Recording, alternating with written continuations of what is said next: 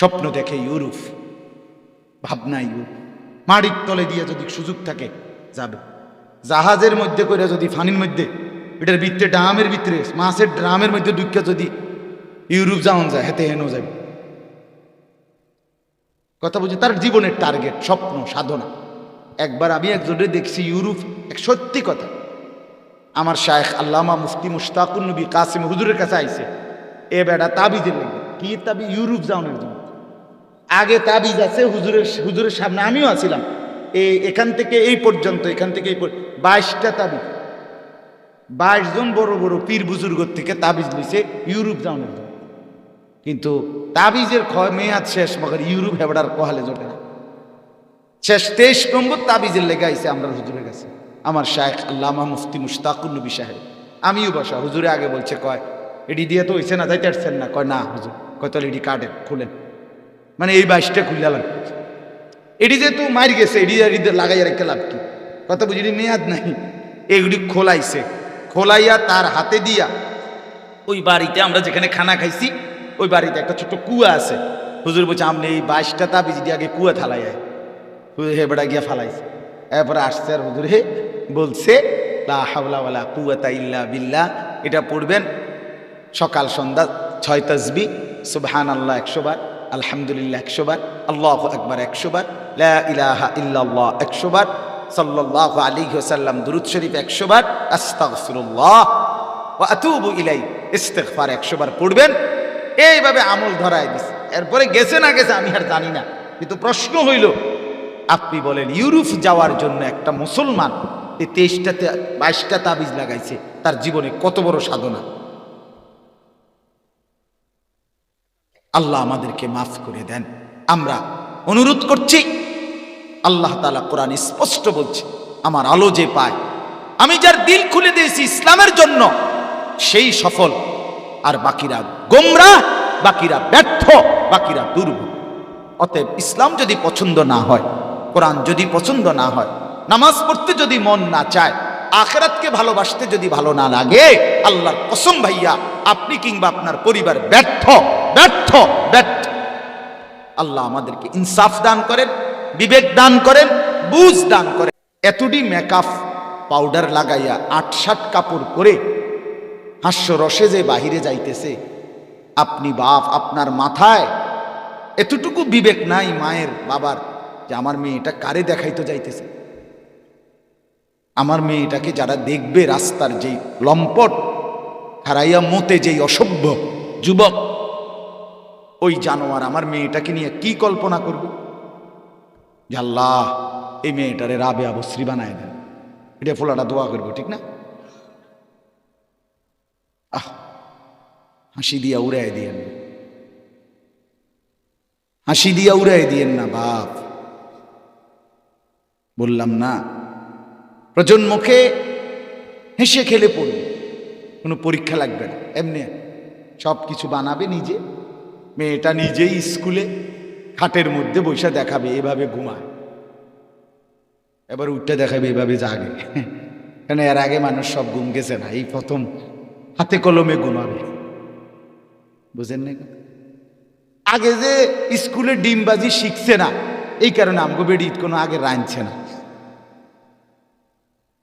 কথা বলেন না কেন? আগে যে ডিমবাজি শিখে নাই স্কুলে, এই কারণে বিবাহের পরে ওই মেয়ে আর ডিম বাজতে পারে নাই। তামাশা, তামাশা, তামাশা। এর পেছনের অনেক পেছনে শিকড়। আগামী 50 বছরের ব্যবধানে মুসলমানের নওজোয়ান শক্তি, সাহস, উদ্দীপনা, হিম্মত কিচ্ছু আর পাবে না। সে হবে খেলাধুলা, তামাশা, হ্যাঁ, রং ফুর্তি করুন না এক প্রজন্ম। অতএব বিষয়টা আপনারা ভাববেন, আপনাদের সন্তান করছে কি?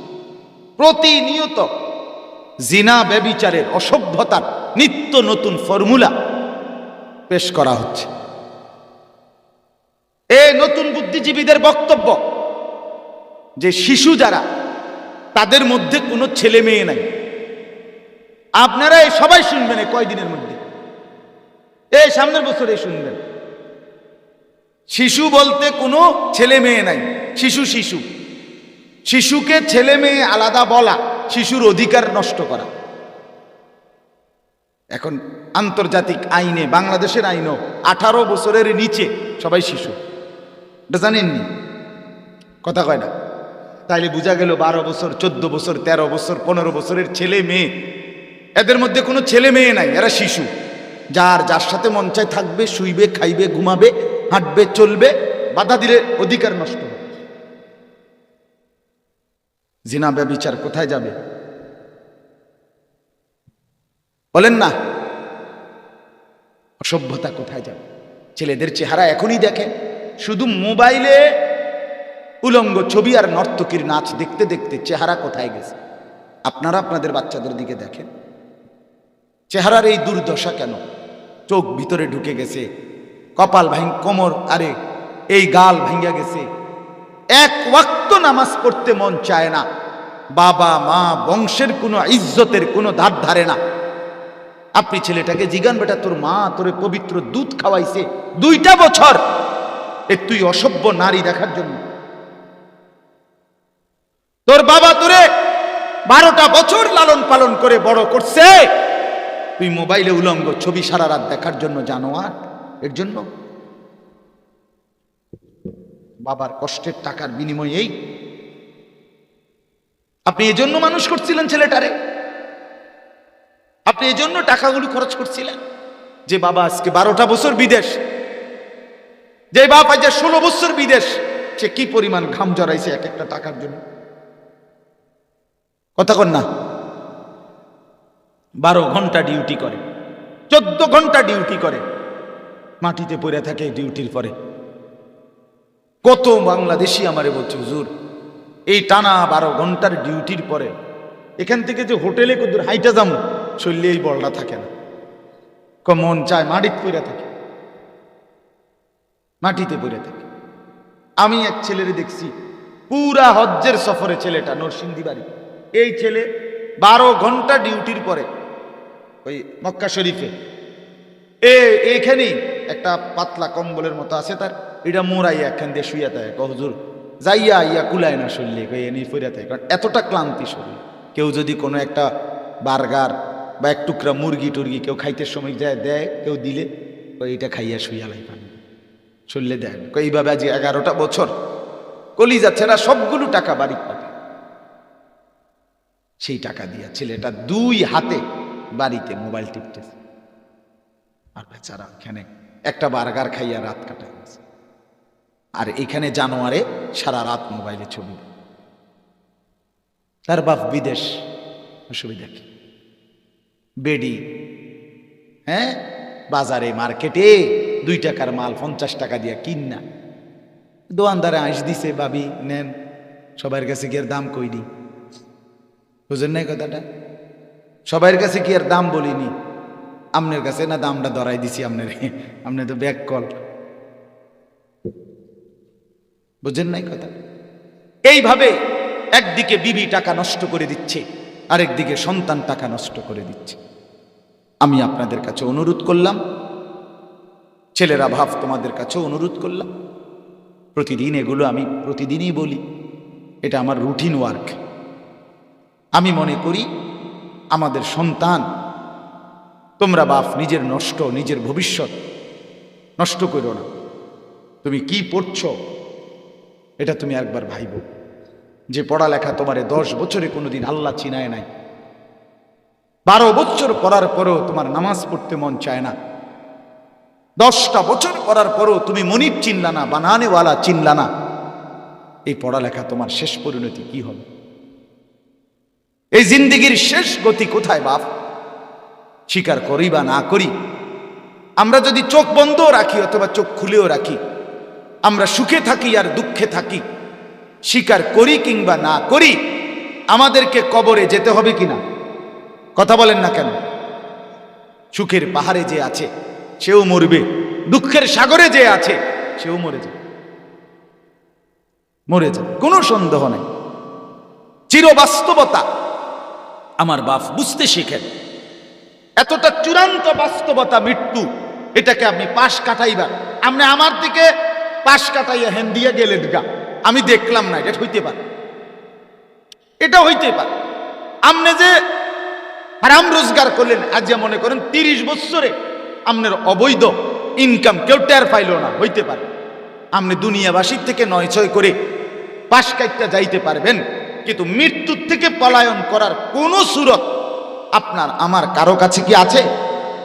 তাহলে যেটা চিরবাস্তবতা, যেটা নিশ্চিত, যেটা আড়াল করার কোনো সুযোগ নাই, এতটা চূড়ান্ত বাস্তবতাকে ভুলে যান কেন? কেন ভুলে গেলেন বাবা? ছেলেরাও বলো ভাইয়া, নওজোয়ান তোমার মতো বয়সীও তো কত মানুষ কবরে আছে, আছে না? সে মরলো কেন ভাইয়া? বেকুব দেখে না, তুমি চালাক দেখে মরো না, না সে বুঝে নাই দেখে মরে গেছে নাকি? তো মালিক দয়া করেছে বলেই তো আমি আর আপনি এখনো বেঁচে আছি। মালিকের সিদ্ধান্তের 1 সেকেন্ড আর পৃথিবীতে আল্লাহর ফয়সালা চলে আসলে, মালাকুল মউত চলে আসলে, এরপরে 1 সেকেন্ড থাকার সুযোগ মিলবে তো? হাত্তা ইদা জাআ আহাদাহুমুল মাউত ক্বালা রাব্বিরজিউন। রব্বুল আলামিন বলেন, আমার নাফরমান বান্দা, পাপী বান্দা, তার সামনে যখন মৃত্যু এসে উপস্থিত হবে, তাফসীরের মধ্যে লিখছে মানে মালাকুল মউত এসে দাঁড়াবে, ক্বালা রাব্বিরজিউন।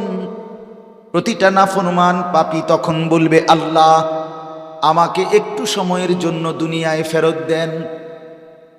মালাকুল মউত আজরাইলকে চলে যেতে বলেন, আল্লাহ আমারে একটু সুযোগ দেন, অল্প সময়ের জন্য দুনিয়ায় থাকতে দেন। লাআল্লি আ'মালু সালিহান ফীমা তারাকতু। কেন? আল্লাহ জিজ্ঞেস করবেন, নাফরমান পাপী বলবে, রব্বুল আলামিন জিন্দেগীর যেই নেক আমলগুলো ছুটে গেছে, এবার যদি সুযোগ পাই সেই নেক আমলগুলো সব করে ফেলবো। আল্লাহ তাআলা বলেন, কাল্লা কাল্লা, না বান্দা না, এটা কখনোই হবে না, এটা কখনোই হবে না। ইন্নাহা কালিমাতুন, আল্লাহ তাআলা বলেন, বান্দা এটা কখনোই হবে না, এটা তোর কথার কথা, এটা তুই এমনে এমনে বলছিস। আজকে বাঁচার জন্য আমি যদি আবার তোকে সুযোগ দেই, তুই নাফরমান, আবারও আমি আল্লাহকে ভুলে নাফরমানি করবি। কতবার অসুখ হইছিল নাফরমান, তখন তো আমারে খুব ডাকছিলি, আল্লাহ ভালো করে দেন, ভালো করে দেন। আবার যখন আমি সুস্থ করে দিয়েছি, তুই বেঈমান, তো আবার আমাকে ভুলে গেছিলি, আমার কি মনে নাই? কথা বলেন না? হ্যাঁ, আবার তো ভুলে গেছি। তাহলে তুই কি আজকের বাটপার? আমি চিনি না। সুযোগ মিলবে না দোস্ত, ফিরে আসার সুযোগ হবে। ওয়ালান ইউআখিরাল্লাহু নাফসান ইযা জাআ আজালুহা। আল্লাহ বলে, মৃত্যুর সময় যখন হয়ে যায়, আমি রব্বুল আলামিন কোন আত্মাকে 1 সেকেন্ডের জন্য বিরতি দেই না, সুযোগ দেই না, 1 সেকেন্ডের জন্য থাকতে দেই না। আমি রব্বুল আলামিন নিয়েই যাই। কুল ইন্নাল মাউতাল্লাযী তাফিরুনা মিনহু ফাইন্নাহু মুলাকীকুম। রব্বুল আলামিন বলেন, বন্ধু আপনি জানিয়ে দেন, দুনিয়াবাসী, মৃত্যু থেকে তোমরা যেখানেই পলায়ন করো না কেন, মৃত্যু তোমাদের প্রত্যেকের সাথে নিজেই এসে মুলাকাত করবে। তুমি বলতে হবে না, সে নিজেই আসবে, মৃত্যু নিজেই আসবে। ফাইন্নাহু মুলাকীকুম, মৃত্যু নিজেই আসবে। অতএব বন্ধু আমার, দ্বীনের উপরে চলতে পারা, আল্লাহর হুকুমের উপরে চলতে পারা, আল্লাহর পক্ষ থেকে যদি একটা আলো মিলে, কোরআন সুন্নাহ মতো যদি জীবন চলে, আহা এই কপাল যদি সেজদায় লাগে, এই জবান যদি মাওলার জিকিরে লাগে, এই হাত যদি আল্লাহর দ্বীনের খেদমতে লাগে, কসম আল্লাহর, এটাই ভাগ্য, এটাই সৌভাগ্য, এটাই সফল। শুধুই ভাত মাছ চাল ডাল, শুধুই বউ বাচ্চা, শুধুই যৌন স্বাধীনতা, শুধুই ঘুম আহার নিদ্রা, এটুকুর নাম মুসলমানের জিন্দিগি না। এ জন্তু জানোয়ারের জিন্দিগি হইতে পারে, কাফের মুশরিকের জীবন হইতে পারে, মুমিনের জীবন এটা বলে না। মুমিনের জীবন এটা বলে না। আল্লাহ তাআলা আমাদেরকে বুঝার তৌফিক দান করেন। চলেন, দুইটা আয়াত পড়ছি, এই দুইটা আয়াতের তর্জমা শুনি এবার, তাইলেই আমার কথা শেষ ইনশাআল্লাহ। কোরআনুল কারীমের 23 নম্বর পারা, কোরআনুল কারীমের 39 নম্বর সূরা, সূরাটার নাম সূরায়ে জুমার। এই সূরার 22-23 এই দুইটা আয়াত আমি আপনাদের সামনে তেলাওয়াত করেছি। ইনশাআল্লাহ আর অল্প একটু সময় এই দুই আয়াতের তর্জমা শুনাইতে চাই। আল্লাহ তাআলা আমাদেরকে তৌফিক দান করেন। আল্লাহ তাআলা ইরশাদ করছেন, বিসমিল্লাহির রহমানির রহিম, আফামান শারাহাল্লাহু সাদরাহু লিল ইসলাম ফাহুয়া আলা নূরিম মির রাব্বিহ। সুবহানাল্লাহ। আল্লাহ তাআলা বলেন, আমার বান্দা বলো তো, আমি আল্লাহ তাআলা যার অন্তরকে, যার বক্ষকে ইসলামের জন্য প্রশস্ত করে দিলাম, খুলে দিলাম, ফাহুয়া আলা নূরিম মির রাব্বি, পরবর্তী জিন্দিগিটা একেবারে জান্নাতে পৌঁছা পর্যন্ত সে সরাসরি আমি আল্লাহর পক্ষ থেকে প্রেরিত একটি আলো, নূর, এর উপরেই চলতে থাকবে, চলতে থাকবে। আমি তার জিন্দিগিতে একটা আলো জ্বালায় দেব, ওই আলোতে সে সবগুলো নেক আমল করবে, গুনাহগুলো বর্জন করবে, একদিন হাসরের ময়দানে দাঁড়াবে, সেখান থেকে ফুলসিরাত পার হয়ে জান্নাতে পৌঁছে যাবে। আফামান শারাহাল্লাহু সাদরাহু লিল ইসলাম, যার অন্তর, যার বক্ষ, যার সিনা, যার কলিজা আমি আল্লাহ ইসলামের জন্য প্রশস্ত করে দিলাম। আল্লাহ বলে, বলো তো এই লোকটা আর যার অন্তরটা এমন হলো না, এই দুইটা লোক কি বরাবর? কথা বুঝছেননি আমার? এরপরে আল্লাহ বলেন, ফাওয়াইলুল লিল কাসিয়াতি কুলুবুহুম মিন যিকরিল্লাহ। যুবক তোমরা শোনো, বন্ধু, কোরআন থেকে শোনো। এর চাইতে চূড়ান্ত বাস্তব সত্য যৌক্তিক কথা তোমার বাংলা বইতেও নাই, অঙ্ক বইতেও নাই, ইংরেজিতেও নাই, পদার্থবিজ্ঞানেও নাই, জীববিজ্ঞানেও নাই, রসায়ন বিজ্ঞানেও নাই, তথ্য যোগাযোগ প্রযুক্তিতেও নাই, তারপরে কোনো কিছু তোমার ওই কিরিং কিরিং এ নাই, প্যাক প্যাক এটার মধ্যে এটা নাই, এটা তোমার ওই ফালতু কথার মধ্যে নাই। এর চাইতে সুন্দর কথা, এর চাইতে দামি কথা, এর চাইতে পবিত্র কথা, এর চাইতে যৌক্তিক কথা আল্লাহর কোরআনের চাইতে পৃথিবীর কারো কাছে নাই। ওমান আসদাকু মিনাল্লাহি কিলা, আল্লাহ বলে, বান্দা বলো আমি আল্লাহর কথার চাইতে অধিক সত্যবাদী কার কথা? বলেন কার কথা? আল্লাহর কথার চাইতে অধিক সত্য আর কারো কথা হইতে পারে?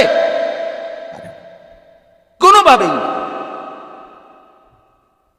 তো আল্লাহ তাআলা বলেন, কথাটা খেয়াল করেন, আল্লাহ বলেন যার বুক, বক্ষ, অন্তর ইসলামের জন্য আমি আল্লাহ প্রশস্ত করে দিলাম, খুলে দিলাম, ইসলাম যার কাছে পছন্দ হয়ে গেল, কলজাত বৈশা গেল, সে যেন আমি আল্লাহর পক্ষ থেকে এমন একটা আলো পেল, ওই আলোটাই তাকে এবার জান্নাত পর্যন্ত পৌঁছায় দেবে। এবার আল্লাহ বলেন, ফাওয়াইলুল লিল কাসিয়াতি কুলুবুহুম মিন যিকরিল্লাহ। দুর্ভোগ, লাঞ্ছনা, জাহান্নাম ওই অন্তরের জন্য যে অন্তর বক্র, উল্টা, মিন যিকরিল্লাহ, আল্লাহর স্মরণ থেকে, আল্লাহর ইবাদত থেকে, আল্লাহর গোলামি থেকে, আল্লাহর জিকির থেকে, আল্লাহর বন্দিগি থেকে যেই অন্তর উল্টো হয়ে গেল, তার জন্য লাঞ্ছনা, তার জন্য দুর্ভোগ, তার জন্য মন্দ কপাল। উলাইকা ফি দালালিম মুবিন। এক ডাইরেক্ট বাংলা কোরআন শরীফের আয়াত, সরাসরি আল্লাহ বলে, যার অন্তর আল্লাহর স্মরণ, আল্লাহর দ্বীন, আল্লাহর ইবাদত, আল্লাহর বন্দিগি, আল্লাহর হুকুম মানা, কোরআন সুন্নাহ থেকে উল্টা, আল্লাহ বলে সে তারা সুস্পষ্ট গুমরাহির মধ্যে, পথভ্রষ্টতার মধ্যে নিমজ্জিত। আর কেমনে কইতো, আর কেমনে করলে বুঝতে? কোরআন পড়নেওয়ালার লগে, কোরআন মাননেওয়ালা তার লগে যারা তুলনা দিতে চায় নিজেদেরকে, হ্যাঁ, তোমরা কোনো বেল আসিনি, হ্যাঁ, কি তুলনা দাও বেটা? কি দিয়ে তুলনা দিচ্ছ? হ্যাঁ, কোরআনুল করিম আল্লাহ যার সিনাতে দিছে, কোরআন মানার যোগ্যতা আল্লাহ যাকে দিয়েছে, আল্লাহ তাআলা বলেন সে আমার পক্ষ থেকে আলো পেয়েছে, সেই আলোতে সে জান্নাত পর্যন্ত পৌঁছতেছে। আর এর উল্টো যে কোরআন থেকে বঞ্চিত, সেজদা থেকে বঞ্চিত, আমার গোলামি থেকে বঞ্চিত, আমার জবানে আমার নাম উচ্চারিত হচ্ছে না, ফাওয়াইলুন, তার জন্য দুর্ভোগ, লাঞ্ছনা, লাঞ্ছনা। উলাইকা ফি দালালিন মুবিন, সে গুমরাহ, সে গুমরাহ, সে পথভ্রষ্ট, সে নাফরমান। কিছুই পেলেন, কিছুই পেলেন। এরপরে আল্লাহ বলেন, আমি একটু ব্যাখ্যা পরে কইতেছি, আগে তর্জমা শেষ করছি, এক আয়াত শেষ। আল্লাহু নাজ্জালা আহসানাল হাদীসি কিতাবাম মুতাশাবিহা। এবার আল্লাহ কোরআনের একটা চমৎকার পরিচয় কইতেছে, এই কোরআন শরীফের একটা বৈশিষ্ট্য, কয়েকটা কথা, এক আয়াত। আল্লাহ বলেন আল্লাহ, আল্লাহ তিনি কে? নাজ্জালা আহসানাল হাদীস, যিনি সর্বোত্তম কথা সম্বলিত এই বাণী, কিতাবান, কিতাব কোরআন যিনি নাজিল করেছেন তিনি আল্লাহ। আল্লাহ নিজে বলতে পারে এই কোরআন তুমি ধরো, এবার এটা বলো পৃথিবীবাসীকে যে শোনো দুনিয়াবাসী, এটা তিনি নাজিল করেছেন, পাঠিয়েছেন, যিনি আল্লাহ। যিনি কে? তো আচ্ছা, এবার আমনে কোন শুধু এই এক কথা যদি বুঝেন, তাহলে আমনের এই বাকি বইটির লগে, বাকি বইয়ের কথাবার্তির লগে এরা যারা পইরা এইটার যারা পড়ছে কোরআন, তারার লগে যখন তুলনা দেয় দুঃখ লাগে না? কার লগে তুলনা দিলে কিতা? আরে বেটা তুমি কার লগে তুলনা দিলা কিতা? ঘটনা কিতা? এই ছেলেরা বেটা কার লগে তুলনা দিলা? বাপ, আল্লাহর কোরআন যে বাচ্চাটা পড়ছে, তুমি তার সামনে পৌঁছতে আরো 1000 বছরও যদি পৃথিবীতে ঘুরে আইও, তারপরে তাই পারতাম, 1 কোটি বছর আইলেও তো পারতাম। তুমি ভাত খাও, তো আমরা কি চিড়া খাই? কথা বলেন না। তুমি বিল্ডিং এ ঘুমাও, তো আমরা কি মাটিত ঘুমাই? তো দুনিয়া বেশি কি ভোগ করলাম? দুনিয়া কোথায় আহামরি কি পাইয়া গেলা? বলো ভাইয়া, ছেলেরা তোমাদেরকে বলি, মনে করো বাপ বুঝে নাই, মনে করো মা খেয়াল করে নাই, মনে করো এই সমাজের কেউ গুরুত্ব দেয় নাই, তারপরও দোস্ত তোমার হায়াত গুরুত্বপূর্ণ, তুমি নিজেরে নষ্ট করো না। আমি সবসময় বলি এটা, তবুও বরবাদ হইও না। মনে করো অবুঝ বাপ ছোটবেলায় যত্ন নেয় নাই, মনে করো ধরে নিলাম হতেই পারে, হতেই পারে, সব মা বাবা এক বুঝের না, হতেই পারে না, ঠিক আছে, ঠিক আছে। আমার দাদা সাধারণ মানুষ ছিলেন, কৃষি ক্ষেত খামার করতেন, এমনি জমিওয়ালা ছিল অনেক, কিন্তু দাদা, আমার দাদার বাপ দাদার জন্মের সময় মারা গেছে। দাদার চাচারা এতিম ছিলেন, দাদা একজনই সন্তান, আমার দাদা পুতে একজন ছিল আমার দাদার বাপের, যার কারণে বাড়ি ঘর কিচ্ছু লইতে পারে নাই। বহু কষ্ট করে দাদা মানুষের বাড়িতে, আত্মীয় কার জানি বাড়িতে বড় হইয়া কেমনে কেমনে কেমনে বড় হইছে, আল্লাহ করাইছে। পরে জমি জামা কিনছে, কিছু ফেরত পাইছে, বাড়িঘর বাঁধছে, তো অনেক কষ্ট করে সংসার করছে। আব্বা, আমার আব্বা, আমরা 5 ভাই, আমরা 5 ভাই থাকতেই আমার দাদারে দেখছি। দাদায় সব সময় কইতো আমার আব্বারে, ফুত তুই, আরে তুই ফুত রে, তোর বুদ্ধিটাই আমি বুঝলাম না, তুই 5টা ফুত, তোর 5টারে কি ফরালেয়াত লাগাই দিলি, সংসারটা ধরবো কে, কাম কাজ করবো কে? মানে দাদা এটা কইতো, দাদার বুঝে দাদা কইতো। আমার আব্বা কিন্তু আমাকে সব ভাইরে মাদ্রাসায় পড়াইছে, দিন শিখাইছে। তা আমার বড় ভাই যে সময় 1994 সালে আমার বড় ভাই আলহাজ হজরত মাওলানা মাহবুবুর রহমান আশরাফি বড় ভাই সারা বাংলাদেশে টাইটেলে কামেল বলে আরে আলিয়া মাদ্রাসায় টাইটেল মাস্টার্স, এই টাইটেলে মাস্টার্সে সমগ্র বাংলাদেশে সর্বোচ্চ নাম্বার পেয়ে ফার্স্ট স্ট্যান্ড করছে, 1 নাম্বার হয়েছে বোর্ড পরীক্ষায় আমার বড় ভাই। তো এইটা পেপারে আইছে, সব পেপারে দেখা দিছে, লিখছে ছবি সহ। তো ওই যে আমগো যে গ্রামের বাড়ি এই ঠিকানা ঠিকানাও লিখছে এটার মধ্যে। তো ও গ্রামের চা দোকানে পেপারের মধ্যে এই যে উঠছে, 2-4 জন বুঝমান মানুষ আমার দাদারে এগুলো শুনাইছে যে তোমার নাতি আলিয়া সবের ফুত বড় মিয়া মাহবুব হেতে তো সারা বাংলাদেশে 1 নম্বর হয়েছে, তোমার নাতি মিয়া। হ্যাঁ, এইভাবে যখন কইছে দাদারে, দাদা আমার আব্বারে খবর দিছে। আব্বা কুমিল্লা থাকতো, আমাদের গ্রামের বাড়ি লাকসাম, কুমিল্লাই লাকসাম। তা আব্বারে খবর দিয়ে হাইনা কইতেছে, কয় তার আর কোনো পড়ালেখা আসেনি। হেরে আমি আলের বলদ দরকার হলে বেচালামু, কিন্তু আমার নাতির আর কোনো পড়াটরা আসেনি। হিডি পড়া, বুঝছেন না? এরপরে আব্বা তো খুব খুশি হয়েছে, আরে আমি বাপের কত কথা শুনছি কুদগুন্ডে পড়াইতে গিয়া, আসতো আলহামদুলিল্লাহ বাপ মানে দাদাই বুঝছে। তা আমার বলার উদ্দেশ্য হইল, হতে পারে সংসারের কত মানুষ বুঝে নাই, কিন্তু তাই বলে বাপ তুমি তোমার ভবিষ্যৎটা নষ্ট করে দিও না। আমি অনুরোধ করছি, এইখানের কয়েকটা ছেলে এগুলোর লগে শয়তান আছে, ইবলিস এখানে বসা, এই যে তুমি যে বুট খাও এ তোমার লগের গুণ মিল্লা, ফালতু ছেলে এখানে বসে বসে বুট খাও কেন বেটা?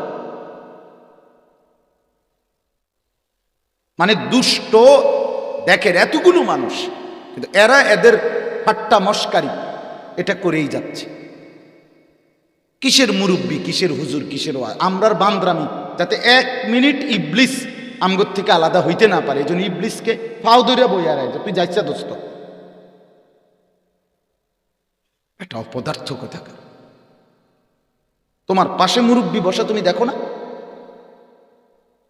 আমি দেখছি না মনে করো? হ্যাঁ, আমার এটা সিদ্ধান্ত জীবনের, আমি টর্চ লাইটের মতো চোখ ঘুরাই, একজন হইলে একজনকেই বলবো, কিন্তু আমি পরিবর্তন চাই। কথা বোঝেন নাই? আমি বদলাইতে চাই। ছেড়ে দিলে হবে না বাপ, ছেড়ে দিলে কিচ্ছা আমিও জানি। আমি রহিম রুব্বানের ঘটনা পুরাটা জানি, সত্যি এই মোহাম্মদ আশ, বিশ্বাস করো আমি জানি। বেহুলা লক্ষিন্দরের ঘটনা আমি পুরা কইতারো, আপনি শুনবেন আমার তে, সারা রাত লাগবে ইনশাআল্লাহ কইতারো। এই যে বেহুলা কিভাবে লক্ষিন্দরের যে সাপে কাটছে, এরপরে যে কলা গাছের ভেলাত কইরা নদীতে ভাসাইছে, এরপরে মনসা দেবীর কি দিছে, পূজা দিছে, আর এরপরে লক্ষিন্দরের আবার জীবিত হয়েছে। আমার হিন্দু ধর্মের বিখ্যাত কাহিনী এটা, বেহুলা লক্ষিন্দরের কাহিনী, বুঝছে? আমি জানি তো, আমার কাছে বেহুলা লক্ষিন্দরের 2টা বই আছে, আমি বগুড়ার থেকে কিনে আনছি। আমার বোনের বাড়িতে গেছিলাম, ওইখানে দেখছি এক জায়গায় বেড়াইতে গেছি, আর এখানে বই বেছে বেহুলা লক্ষিন্দরের বাসর ঘর, এটি কিনছি 2টা। গল্প বলে কি লাভ বাপ, কাহিনী বলে হাসি ঠাট্টা মজাক করে কি লাভ? আল্লাহ আমাদেরকে বুঝ দান করে। ফেরানো দরকার, কষ্ট করতে হবে, ছেলেদেরকে ফেরাইতে হবে। বললাম না, একদম লাগাম ছাড়া, বেশি লাগাম ছাড়া। অনেক ছেলে পেলের কোনো জিন্দেগির কোনো লক্ষ্য উদ্দেশ্য কিচ্ছু নেই, কিছুই জানে না, সে কি করছে, কেন করছে, কিচ্ছু জানে না, কিচ্ছু জানে। হে বুঝে এ পড়লে পড়লাম, না পড়লে বিদেশ, না হলে আব্বা আছে গদ্দুয়ার বিয়া শাদী করাই দিব, এরপরে একটা না একটা কাম মিললেই যাইব, এই খালাস। আহারে, এটা তো কথা না। ভাত তো মিলেই যাবে, দুনিয়া তো মিলেই যাবে, কিন্তু আখেরাত মিলবে কিনা এটা না দেখার বিষয় ভাই, এটা তো বিবেচ্য বিষয়। পরকাল তোমার বাপের যোগ্যতা দিয়ে আসবে না, তোমার যোগ্যতা দিয়ে। কসম আল্লাহ, দুনিয়া হয়তো তোমার বাপের কান্দে বর করে চললা ভাইয়া, কিন্তু আল্লাহর কসম হাসরের মাঠ, কবর তোমার বাপের যোগ্যতা দিয়া চলতে পারবা না। তোমার ঈমান, তোমার আমল, তোমার সেজদা, তোমার গোলামি তোমার হাসরের ময়দান থেকে আল্লাহর আযাব থেকে বাঁচাবে। তুমি ভুল করো, তুমি ভুল করো না ছেলে। হাদিসে আছে আল্লাহর নবী সাল্লাল্লাহু আলাইহি ওয়াসাল্লাম আম্মাজান ওনার মেয়ে ফাতেমা, ফাতেমার ঘরের দরজা ফজরের নামাজের ওয়াক্তে করা নাইরা ফাতেমাকে জাগাইতেন আর নবী বলতেন, ফাতেমা কুমি লিসসালাহ, মারে নামাজের জন্য উঠ মা, ফজর পড় মা, আনকিজি নাফসাকে মিনান নার, তুমি মা নিজেকে জাহান্নামের আগুন থেকে বাঁচাও।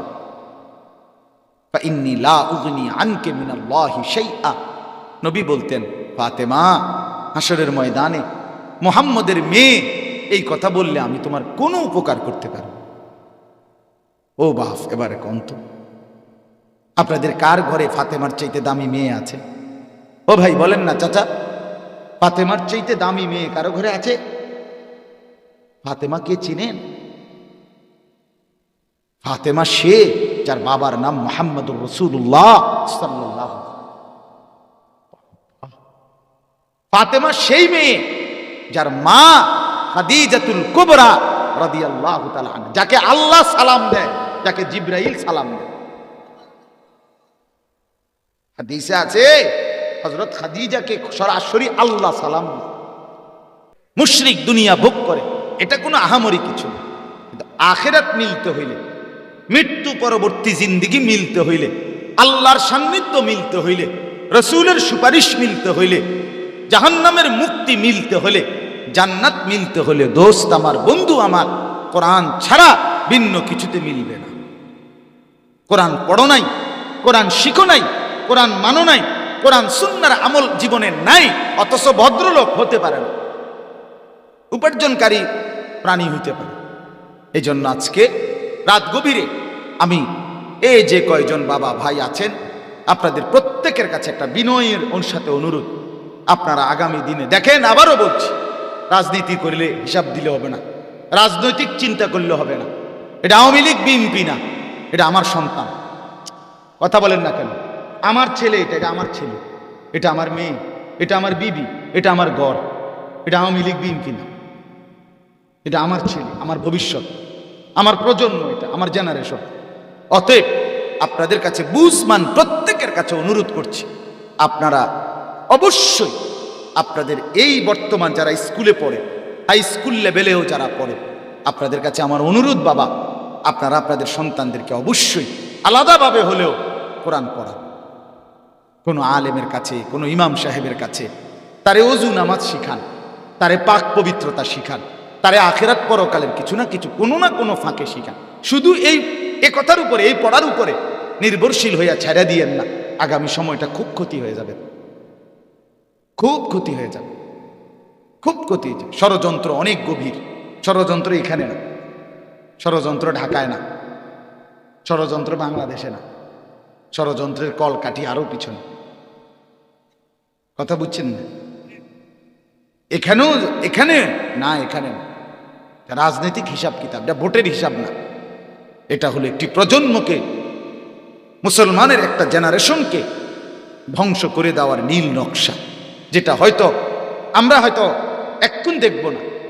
কাফের মুশরিক ইহুদি খ্রিস্টানদের নীল নকশা বাস্তবায়ন হইতে সময় হয়তো লাগতে পারে 50 বছর, কিন্তু তারার পরিকল্পনা আগামী 100 বছর সামনে।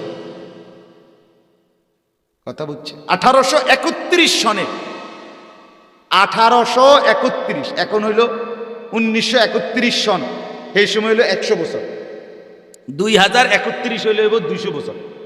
তো ধরেন এখন কয়েক বছর কম, এনে মনে করেন 7 বছর কম, 2024 না 23, তাহলে হইল 8 বছর কম, তাহলে 200 বছরের থেকে 192 বছর। এই 1831 সনে, আজ থেকে 192 বছর আগে এই উপমহাদেশে আপনার যেই লোক এই ব্রিটিশ শিক্ষানীতি প্রথম পেশ করছিল এই উপমহাদেশের জন্য, লর্ড ম্যাকলে, 1831 খ্রিস্টাব্দে সে এই শিক্ষানীতি, এই আজকের জেনারেল শিক্ষার পড়ালেখা, এই সিলেবাস, এই বন্টন কিছু রদবদল হয়েছে মাঝে মধ্যে, কিন্তু মৌলিক ভিত্তিটা ওই ব্রিটিশের। কথা বুঝছেন তো? 192 বছর আগে সে ঘোষণা দিছিল এটা দিয়া যে আমরা এমন একটি শিক্ষানীতি, এমন একটি পড়ালেখার পদ্ধতি এই উপমহাদেশের মানুষের জন্য দিলাম, যারা অল্প সময়ের ব্যবধানে রক্তে মাংসে হবে ভারতীয়, মানে এই হিন্দুস্তানের এই উপমহাদেশের, কিন্তু চিন্তা চেতনায় হবে ইংরেজ। আজকে আমরা তার বাস্তবায়ন দেখছি। আপনি জিজ্ঞাসা করেন, এই বাবা তোমরা একটা ছেলে, এই যাদের চুল এমনি বড়, আপনি একটা ছেলেকে ইনসাফের সাথে আরে বুকে জড়াইয়া জিজ্ঞেস করেন, বাবা এই চুলের সাথে আমাদের এই দেশ, এই ঐতিহ্য, এই মাতৃভূমির সাথে সম্পর্ক আছে? কথা বুঝছেন না? তুমি এটা কই থেকে আনছো তাহলে? এটা তো ওয়েস্টার্ন, এটা তো ইউরোপিয়ান কালচার, ইউরোপিয়ান কালচার। তুমি যে দাঁড়াইয়া পেশাব করো, এটা কি আমাদের এই বাংলাদেশের প্রাচীন ঐতিহ্য? তো তুমি যে এক ওয়াক্ত নামাজ পড়ো না, এটা আমার দেশের ঐতিহ্য। তাহলে কই থেকে আন? আজকের এই মাহফিলকে আল্লাহ কবুল করেন, আগামী দিনেও মাহফিল আয়োজন করার তৌফিক দান করেন। আমিন। সুবহানাল্লাহি ওয়া বিহামদিহি, সুবহানাকাল্লাহুম্মা বিহামদিকা, আশহাদু আল্লা ইলাহা ইল্লা আনতা, আস্তাগফিরুকা ওয়া আতুবু ইলাইক। আলহামদুলিল্লাহি রাব্বিল আলামিন। আল্লাহুম্মা আনতাস সালাম ওয়া মিনকাস সালাম, তাবারাকতা ইয়া যাল জালালি ওয়াল ইকরাম, ইয়া আরহামার রাহিমিন, ইয়া আরহামার রাহিমিন, ইয়া আরহামার রাহিমিন।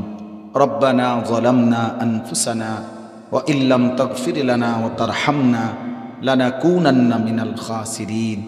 রব্বানা আতিনা ফিদ দুনিয়া হাসানা ওয়া ফিল আখিরাতি হাসানা ওয়া কিনা আযাবান নার। রব্বিরহামহুমা কামা রব্বায়ানি সগীরা। রব্বানা হাব লানা মিন আজওয়াজিনা ওয়া যুররিয়াতিনা কুররাতা আ'য়ুন ওয়াজআলনা লিল মুত্তাকিনা ইমামা। মাওলায়ে করিম, আপনি মাফ করে দেন, আপনি মাফ করে দেন, আপনি মাফ করে দেন, বেশুমার গুনাহ মাফ করে দেন। বাকিটা জীবন সুন্দর করবার তৌফিক দান করেন, আপনার গোলামি করার তৌফিক দান করেন, 5 ওয়াক্ত নামাজ পড়ার তৌফিক দান করেন, হালাল পথে চলবার তৌফিক দান করেন, গুনাহ ছেড়ে দেওয়ার মতো হিম্মত দান করেন। সমস্ত কবরবাসীদেরকে মাফ করে দেন, সমস্ত কবরবাসীদেরকে মাফ করে দেন। কিয়ামত পর্যন্ত কবরের আযাব মাফ করে দেন, কবরগুলোকে জান্নাতের টুকরা বানায়া দেন। আল্লাহ যুবক ছেলেগুলোকে নামাজি বানিয়ে দেন, মুসলমানের এই ছেলেগুলোকে সেজদাওয়ালা কপাল বানিয়ে দেন, এদের চেহারা সুন্দর করে দেন, এদের চুল সুন্দর করে দেন, এদের আখলাক সুন্দর করে দেন, এদের কলিজায় কোরআনের বুঝ দান করেন, এদের কলিজায় ইসলামের মহব্বত দান করেন। আল্লাহ ছেলেগুলোকে নষ্ট হতে দিয়েন না মাওলা, আপনি দয়া করেন মাওলা, আপনি একটু রহম করলে এরা ভালো হয়ে যাবে। এদের মা মুসলমান, এদের বাবা মুসলমান, এরা জন্মের সময় আজান শুনেছে, ইকামত শুনেছে। আল্লাহ মোবাইল এদেরকে ভুলায় ফেলছে, বন্ধুদের আড্ডা এদেরকে ভুলায় দিছে, নারীর আড্ডা এদেরকে ভুলায় দিছে। আল্লাহ আপনি ফিরায়া দেন, আপনি ফিরায়া দেন, আল্লাহ আপনি ফিরায়া দেন। আপনি চাইলে বদলে যাবে, আপনি চেয়েছেন বলে তো ওমরও বদলে গেছে, আপনি চেয়েছেন বলে কত যুবক সাহাবী বদলে গেছে। আল্লাহ এদেরকেও বদলে দেন। আমার বাবা চাচা মুরব্বীদেরকে আরও বেশি নেক আমলের তৌফিক দান করেন, আমার মা বোনদেরকে পর্দা পুশিদা দান করেন। আজকের এই মাহফিলখানা কবুল করে নেন, ছেলেদের আয়োজনকে আল্লাহ বরকত দান করেন।